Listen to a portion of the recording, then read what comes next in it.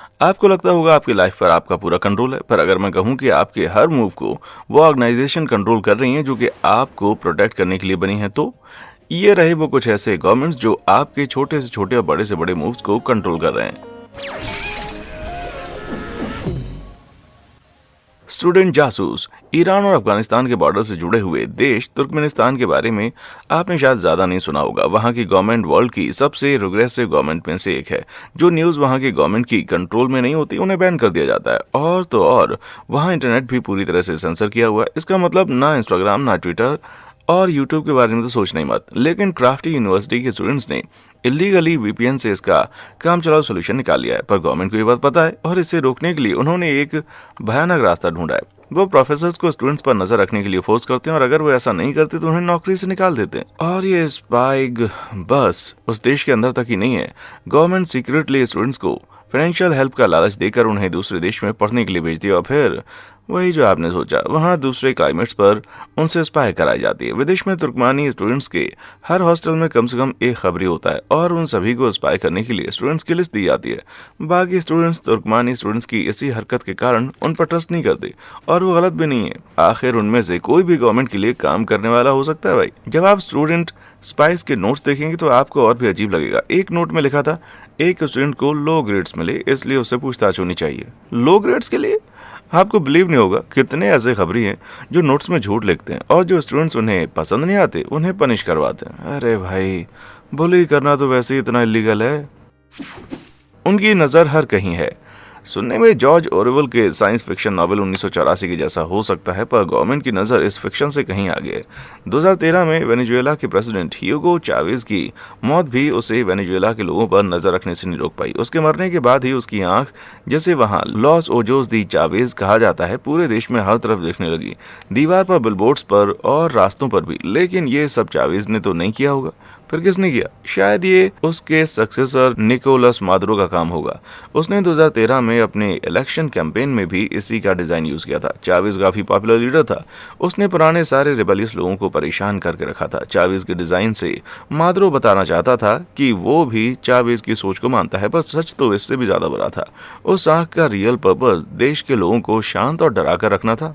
देख लो उस आंख में कितनी पावर है। यूके के नवकस्टल यूनिवर्सिटी के रिसर्चर्स ने लोगों पर एक एक्सपेरिमेंट किया जिसमें उन्होंने एक रेस्टोरेंट में 2 तरह के पोस्टर्स लगाए जिसमें लोगों से गंदगी न फैलाने के लिए लिखा गया।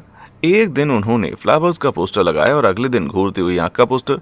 जिस दिन घूरते हुए आंखों का पोस्टर लगाया था उस दिन 2 गुने लोगों ने पोस्टर का लिखा हुआ माना। इसलिए नेक्स्ट टाइम अगर किसी से काम करवाना हो तो बस उसे घूरने लग जाना जब तक कि वो मान ना जाए। इसमें कोई नुकसान नहीं है ना। अगर देखने की बात हो रही है तो अगर मेरा चैनल देखना अच्छा लगता है तो नीचे वो जो लाइक और सब्सक्राइब बटन है ना, वो जरूर प्रेस कर दें।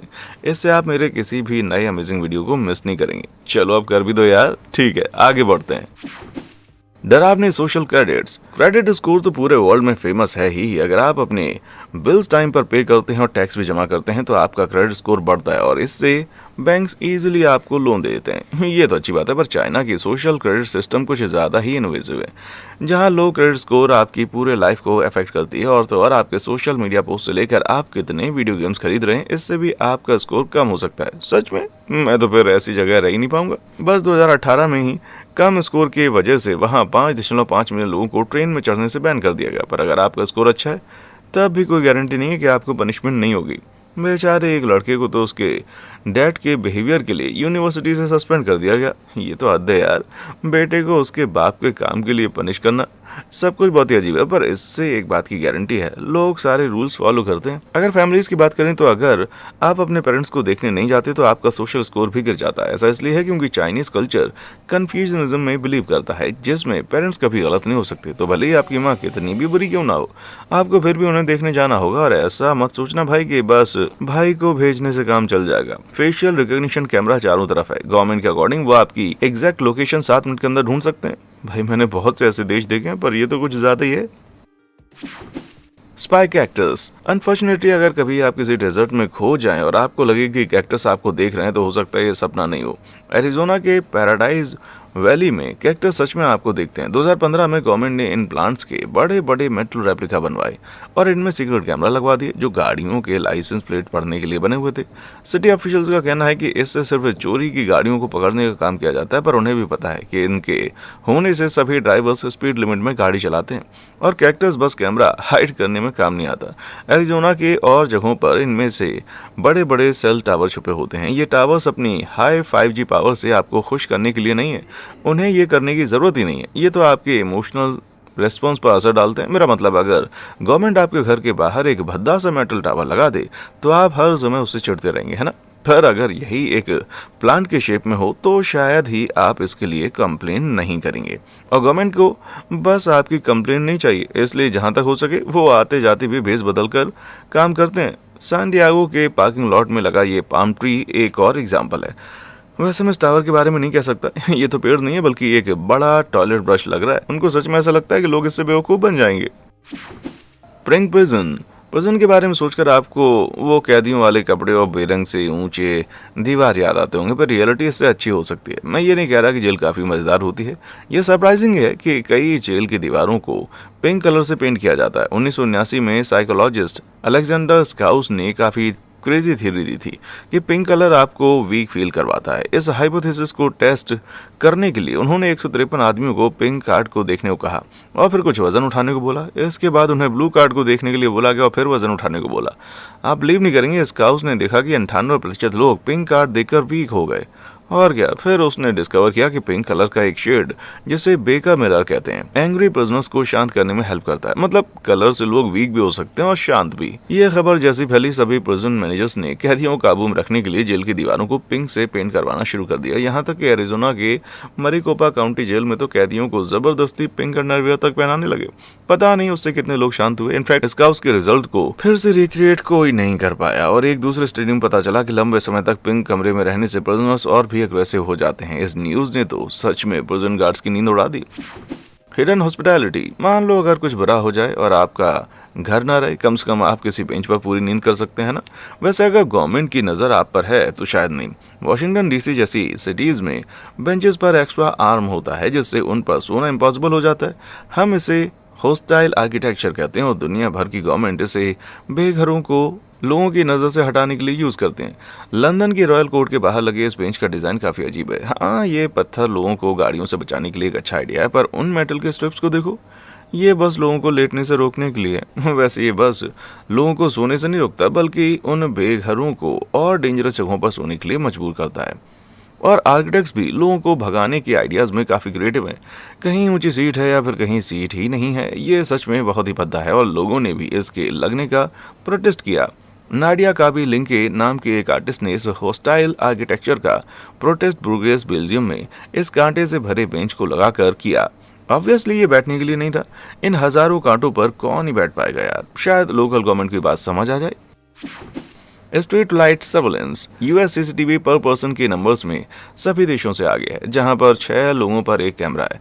आप सोच रहे होंगे कि और कैमरे लगाने की जगह नहीं बची होगी, पर 2017 में सैन डिएगो की सिटी ने कहा अभी तो बहुत जगह है। ट्रांसपोर्ट को इम्प्रूव करने के लिए उन्होंने स्ट्रीट लाइट्स में ही हिडन कैमरा लगा दिए। ओके, तो आइडिया ये था कि ट्रैफिक को मॉनिटर करके वो रोड्स को और अच्छा बना सकते हैं। पर कुछ ही दिन में उन स्पाई लाइट्स का यूज कुछ और काम में किया जाने लगा। पुलिस को लगा कि ये सर्वेलेंस के लिए एकदम परफेक्ट है और अगस्त 2020 आते आते उन्होंने 400 से भी ज़्यादा हिडन कैमरा लगा दिए। शुरू में इंटेंशन भले ही अच्छा हो, पर बाद में वो वही स्कैरी स्टेट सर्वेलेंस सिस्टम बनकर रह गए। ब्रिटेन के तालाबों में तो लैंप पोस्ट बस आपको देखते नहीं बल्कि सुनते भी हैं। 2010 में ब्रिटेन की सिटीज़ में स्ट्रीट लाइट्स में माइक्रोफोन लगा दिए गए। इससे क्या होगा, इससे वो सारी बातें सुन सकते हैं। सही सुना आपने। अगर कोई गुस्से में या परेशान साउंड करता है तो माइक पास के कैमरा को सिग्नल भेजता है जिससे वो उस जगह को जूम करके देखने लगता है। कमाल है ना। आप इन सब के बारे में क्या सोचते हैं? स्ट्रीट लाइट कैमरा क्राइम रोकने में यूजफुल है या बस लोगों की प्राइवेसी को ब्रीच करता है? मुझे कमेंट सेक्शन में आकर बताएं। ट्रैफिक बटन्स, ओके, तो पूरे वर्ल्ड की गवर्नमेंट लोगों के बिहेवियर को कंट्रोल करने में जी जान से लगी है, पर रोड क्रॉस करने के लिए बटन प्रेस करना ऐसा छोटा सा काम है जिसे किसी ने सोचा भी होगा क्या, है ना? गलत। न्यूयॉर्क के लगभग 91% क्रॉस वॉक बटन एक्चुअली किसी काम के नहीं है। हाँ, ट्रैफिक लाइट्स तो टाइमर पर काम करती हैं। तो फिर ये बटन क्यों है जब इनका कोई काम नहीं है? ये एक बेसिक साइकोलॉजी है। लोगों को कंट्रोल करना अच्छा लगता है, और अगर हमें लगता है कि हम ट्रैफिक को कंट्रोल कर सकते हैं तो ज़्यादा चांस है कि हम रोड क्रॉस करने से पहले वेट करेंगे। इसका मतलब है कि रोड क्रैश के शिकार कम लोग होंगे। ये सच में कमाल का है। पर देखो, हम कितनी आसानी से इन्फ्लुएंस हो जाते हैं, भले ही वो एक सिंपल सा बटन ही क्यों ना हो। हाँ, तो हाँ, लाइक और सब्सक्राइब बटन जरूर क्लिक कर देना, ठीक है।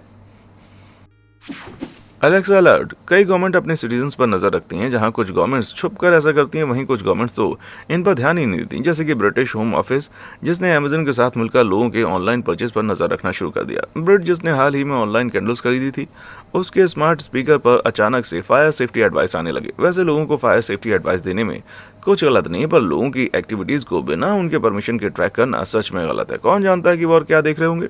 यूएस में तो वैसे भी सब कुछ सस्पिशियस होता है। साउथ कैलिफोर्निया के विल बाउर ने तो एलेक्सा से डायरेक्टली पूछा क्या वो उस पर स्पाई कर रही है। Alexa, are we currently being monitored by the NSA?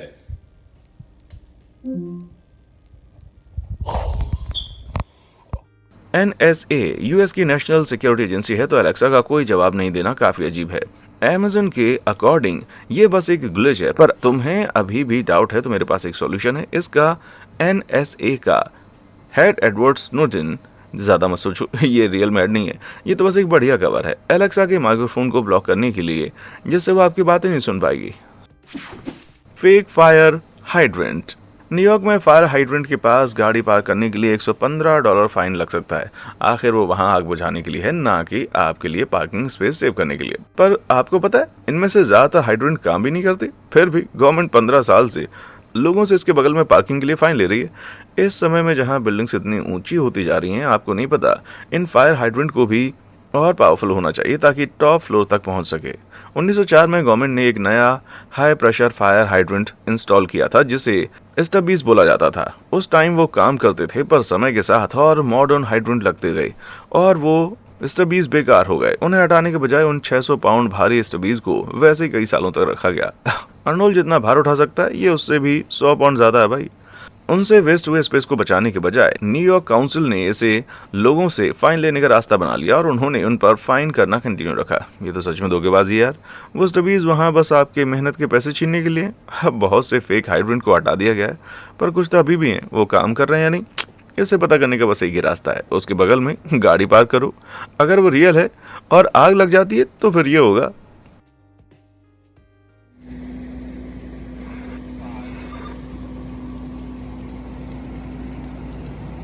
पता चला उन फायरमैन का ध्यान आग बुझाने पर है, ना कि तुम्हारी गाड़ी पर। उस गाड़ी का इंश्योरेंस इसे पक्का कवर तो नहीं देगा। थोड़ी प्राइवेसी प्लीज। अमेरिका को रियल में एप्पल पाई 4 जुलाई का बारबेक्यू और बाथरूम स्टॉल्स में बना ½ इंच का गैप ही डिफाइन करता है। यहाँ तो लोग बिना ऑकवर्ड हुए एक दूसरे को स्टेयर भी करते हैं। हाँ, सही सुना। यूएस के क्यूबिकल्स काफी खुले होते हैं ताकि लोगों को सही से रखा जा सके, क्योंकि दूसरों के देखने के पीयर प्रेशर में लोग अच्छा बिहेव करते हैं। इसलिए बहुत कम चांस है कि जब कोई उन्हें देख रहा हो तो वो कुछ गलत करेंगे। एक चीज जो मुझे अभी तक समझ में नहीं आ रही है, वो ये है कि वॉशिंगटन स्टेट कन्वेंशन का बाथरूम डोर के नीचे इतने बड़े गैप्स जो मेरे एंकल से भी ऊंचे हैं, और ऊपर में इतनी जगह मानो एक प्लेन पास हो जाए। वॉशरूम लॉबी में कोई प्राइवेसी नहीं है, और ये और भी बुरा हो जाता है। ये सभी स्टॉल्स के बीच बड़े गैप्स को देखो। ओपननेस अच्छी चीज है, पर अगर ये ओपननेस है तो फिर मुझे नहीं चाहिए भाई। Terminator robots. सभी कंट्रीज ने अपने अपने तरीके से कोरोना वायरस पैंडेमिक से डील किया, लेकिन सिंगापुर ने बहुत ही अलग तरीके से लोगों से सोशल डिस्टेंस रूल्स फॉलो करवाए। रोबोट से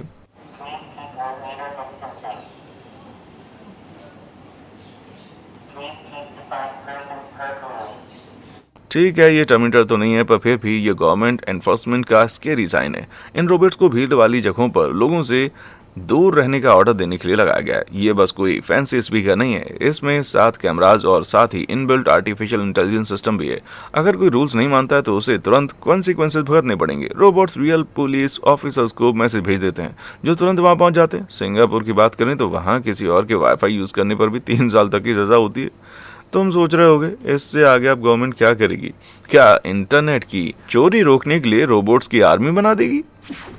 दी मेटाबो लॉ, हेल्दी पॉपुलेशन होना गवर्नमेंट के लिए अच्छा होता है। एक फिट और लॉन्ग लिविंग पॉपुलेशन सोसाइटी के लिए ज्यादा कंट्रीब्यूट करती है और देश के लिए ज्यादा इनकम भी जनरेट करती है। जापान इससे काफी अवेयर है। वहाँ वर्ल्ड में सबसे कम ओबेसिटी रेट है, बस 4%। ये यूएस से 10 टाइम्स कम है। ये कम रेट जापानीज गवर्नमेंट की एक कॉन्ट्रोवर्शियल लॉ का रिजल्ट है जिसे 2008 में लागू किया गया था। इसका नाम मेटाबॉलिक सिंड्रोम के ऊपर मेटाबो लॉ रखा गया, जो कि उन कंडीशंस का क्लस्टर है जिससे एक्सेस बॉडी फैट होता है। पर ये रियल में है क्या? सभी एम्प्लॉयर्स को 40 साल के ऊपर के अपने सभी एम्प्लॉय के वेस्ट लाइन को मेजर करना जरूरी है। अगर किसी आदमी का वेस्ट 33.5 इंचेस से ज्यादा और किसी लेडी का वेस्ट 35.5 से ज्यादा हो तो उन्हें वेट लॉस काउंसलिंग लेने के लिए मजबूर किया जाता है। ज्यादातर गवर्नमेंट सिटीजन्स को ओवर ईटिंग से रोकने के लिए उन्हें मोटापे से होने वाले प्रॉब्लम से डरा देती हैं, और अगर कोई उस ह्यूमिलिएटिंग मेजरमेंट को देने से मना करता है तो उसे डिसोबीडियंस के लिए फाइन किया जाता है। इसलिए इससे निकलने का कोई रास्ता नहीं है। भले ये काफी बुरा तरीका है, पर इसके रिजल्ट से भी इनकार नहीं किया जा सकता है। एक एवरेज अमेरिकन आदमी का वेस्ट जापान के आदमी से 7 इंच ज्यादा होता है और अमेरिकी महिला का 3 इंच ज्यादा। इसका मतलब आधे से ज्यादा अमेरिकी इस टेस्ट में फेल हो जाएंगे। आप क्या सोचते हो, क्या ये मेजरिंग ओबेसिटी रोकने के लिए सही है या फिर जापान का तरीका गलत था? मुझे कमेंट सेक्शन में आकर बताएं। माइंड कंट्रोल म्यूजिक, फोन में होल्ड पर होना किसी को नहीं पसंद है, खासकर वो इरिटेटिंग म्यूजिक सुनना। पर क्या आपको पता है कि उस म्यूजिक के पीछे एक स्मार्ट रीजन है? एक्चुअली इसे गवर्नमेंट्स और ऑर्गेनाइजेशंस यूज करती हैं आपको ज्यादा देर तक होल्ड पर रखने के लिए। मानो या ना मानो, हम ज्यादा देर होल्ड पर रहते हैं। अगर कोई म्यूजिक सुनाई दे रहा हो, ना कि कोई प्री रिकॉर्डेड वॉइस मैसेज, तो क्या वो 30 सेकंड के लूप वाला म्यूजिक लोगों को पसंद है? बिल्कुल नहीं। म्यूजिक हमारे टाइम के देखने को इन्फ्लुएंस करता है, तो अगर म्यूजिक बुरा भी है तो भी हमें लगेगा कि हम कम देर के लिए होल्ड पर हैं। शायद म्यूजिक के साथ टाइम जल्दी निकल जाता है। 18वीं सेंचुरी के behavioural expert doctor hall baker ने म्यूजिक में सबमिनल मैसेज डालकर एक्सपेरिमेंट्स किए। कम सुनाई देने वाले वर्ड्स को म्यूजिक में छुपाकर उन्होंने थ्योरी दी कि जिन्होंने उस म्यूजिक को सुना उनके बिहेवियर में चेंज हुआ। ये सुनकर यूएस के 50 से ज्यादा दुकान वालों ने एलिवेटर्स में एंटी थ्रेफ्ट मैसेज के सबमिनल के साथ म्यूजिक लगा दिया। विश्वास नहीं होता, ये काम कर गया। उन दुकानों में 80% तक चोरी कम हो गई। फिर बेकर ने गवर्नमेंट को क्राइम रोकने के लिए इसे यूज करने का सजेस्ट किया। इसके सक्सेस के बाद भी इसे अडॉप्ट नहीं किया गया, जहां तक मुझे पता है। तो cardboard police car, stop sign से लेकर स्पीड बम्स तक दुनिया की सभी गवर्नमेंट ने हर कोशिश की स्पीड ड्राइवर्स को रोकने की, लेकिन टर्की के ऑफिसर्स इसके लिए काफी क्रिएटिव हो गए। रोड सेफ्टी के लिए पुलिस को पे करने के बजाय उन्होंने कार में कार्डबोर्ड्स लगा दिए। आप इसे दूर से भी देख सकते हैं, और कार में पुलिस है या सिर्फ कार्डबोर्ड लगे, दूर से ये कहना मुश्किल है। इसलिए ड्राइवर्स खुद ही इसे देखकर गाड़ी स्लो कर देते हैं, भले ही ये फेक है। इनफैक्ट इस आइडिया ने इतने अच्छे से काम किया कि एक ही साल में कार क्रैश 17% तक कम हो गए। कार्डबोर्ड लगाना गलत नहीं है, बल्कि वो लोग गलत हैं जो अभी भी स्पीड में गाड़ी चलाना पसंद करते हैं। शायद वो जल्दी समझ जाएं। पेड टॉयलेट्स, अगर आप कभी यूके गए हों तो आपको पता होगा, जब आप कहीं बाहर हों तो पेशाब करना कितना मुश्किल होता है। अगर कहीं पब्लिक टॉयलेट है तो उसके लिए पैसे देने होते हैं। पब्लिक रेस्टरूम्स को बंद करके गवर्नमेंट्स काफी ज्यादा पैसे कमाती है और उन्हें इन बाथरूम के मेंटेनेंस में ज्यादा खर्च भी नहीं करना पड़ता। पर इन पे टॉयलेट्स के साइड इफेक्ट्स भी हैं। एक ब्रिटिश स्टडी में पता चला कि लोग बिना पानी पिए बाहर जाते हैं ताकि उन्हें रेस्टरूम फी नहीं देनी पड़े, और 20% लोग तो घर से निकलना ही अवॉइड कर देते हैं। ऐसे डिहाइड्रेट होना बिल्कुल हेल्दी नहीं है, और ना ही डर से घर से ना निकलना। अगर मिड 19वीं सेंचुरी में जाएं तो ब्रिटेन में सब अलग था। आदमियों के लिए फ्री टॉयलेट सभी जगह थे, पर औरतों के लिए गुड लक, क्योंकि कुछ भी नहीं था। जेंडर रूल्स बताने के लिए गवर्नमेंट्स ने सिर्फ आदमियों के लिए टॉयलेट्स बनवाए। औरतें बस उतनी दूर जा सकती थी जहां तक उन्हें टॉयलेट की जरूरत न पड़े, और इसका कारण ये था कि औरतें बस घर पर ही रहें। 1880 में औरतों को घर के बाहर टॉयलेट यूज करने के लिए परमिशन दी गई, पर यह बस उन्हें शॉपिंग के लिए बाहर जाने देने के लिए था। अगर आप विक्टोरियन लंदन की एक लेडी होते तो सोचो ये कितना मुश्किल होता। अभी के लिए तो मैं बस इन्हीं स्कैरी गवर्नमेंट्स कंट्रोल्स को हैंडल कर सकता हूँ। आपने क्या पहले इनको कभी नोटिस किया था? क्या आप और भी गवर्नमेंट कंट्रोल्स के बारे में जानते थे? मुझे नीचे कमेंट सेक्शन में आकर बताएं। और हाँ, देखने के लिए शुक्रिया।